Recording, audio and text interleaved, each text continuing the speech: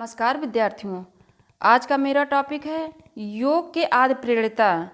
योग के जन्मदाता कौन थे? तो यहाँ जो है बताया जाता है कि प्राचीन साहित्य से ही योग की आदि प्रेरणा के बारे में पता चलता है। जैसे कि विद्यार्थियों, विभिन्न कालों में उद्भूत योग परंपराओं और उससे संबंधित प्राचीन सूत्र साहित्य एवं लोकप्रिय साहित्य, ये दो साहित्य हैं।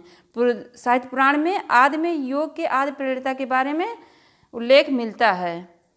तो पहला साहित्य है सूत्र साहित्य। वह साहित्य है जिसमें विस्तृत विचारों का अत्यंत संक्षेप में व्यवस्थित, तर्कसंगत व सूत्र शैली में लिखा गया है।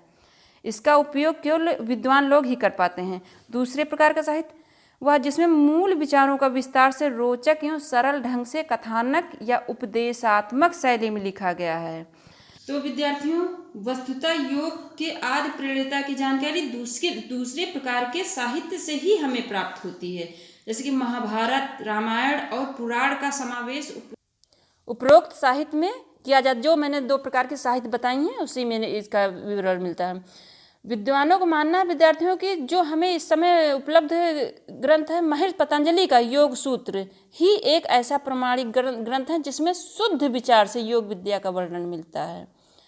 योग सूत्र के प्राय सभी भाष्यकारों और तथा वृत्तकारों का यह मत है कि पतंजलि योग शास्त्र हृदयगर्भ शास्त्र के आधार पर रचा गया है। तो विद्यार्थियों, महाभारत तथा याज्ञवल्क्य की स्मृति में भी एक ऐसा कथन मिलता है कि हिरण्यगर्भा योगस्य वक्ता नानन्य पुरातन। इसका अर्थ यह हुआ कि हिरण्यगर्भ ही योग के वक्ता हैं, इससे पुरातन और कोई वक्ता नहीं है। योग का काल विद्यार्थियों जब से सृष्टि उत्पन्न हुई है तब से योग का काल माना जाता है। आदि प्रवक्ता हिरण्यगर्भ है। परमात्मा हिरण्यगर्भ ने इसका जो है व्यवसान को दिया, योग विद्या व्यवसान को दिया। व्यवसान ने मनु ने इक्ष्वा को दिया। यहाँ हिरण्यगर्भ को ही ईश्वर माना जाता है। वो भूत भविष्य वर्तमान के पति हैं। ये हुआ वैदिक परंपरा हिरण्यगर्भ प्रवक्ता हैं इसके वैदिक परंपरा के। तो विद्यार्थियों, इसमें जो है विद्यार्थियों आते हैं वेद, उपनिषद, प्रशांति, गीता, योग सूत्र आदि। तो आइए विद्यार्थियों जानते हैं तंत्र साहित्य के बारे में।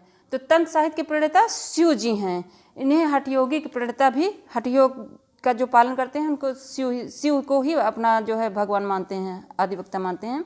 तो तंत्र साहित्य के अनुसार, तो आइए विद्यार्थियों जानते हैं तंत्र साहित्य के अनुसार तंत्र शास्त्र के आदि प्रणेता शिव जी हैं। शिव पुराण में ऋषभ देव को शिव का अवतार तथा आदि शिव स्वीकार किया गया है। इस प्रकार विभिन्न शास्त्रों में योग के आदि प्रेरणा के रूप में हिरण्यगर्भ, ऋषभ, आदिनाथ, शिव को माना गया है।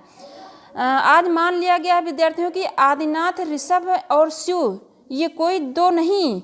आदिनाथ ऋषभ योग के प्रवर्तक हैं। हिरण्यगर्भ हैं जिन्होंने योग का परिवर्तन किया है, ध्यान मार्ग का परिवर्तन किया है। और ऋग्वेद और अथर्ववेद में ऋषभ के बारे में संकेत मिलते हैं।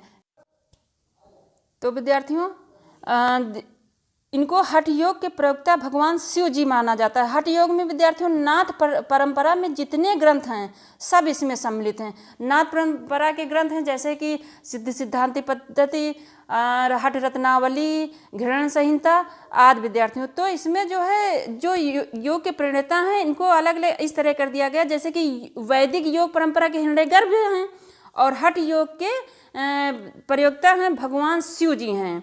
तो इस प्रकार विद्यार्थियों हम जान सकते हैं कि किस प्रकार से मतलब आदि प्रेरणा हमारे कौन है, योग के आदि प्रेरणा कौन है।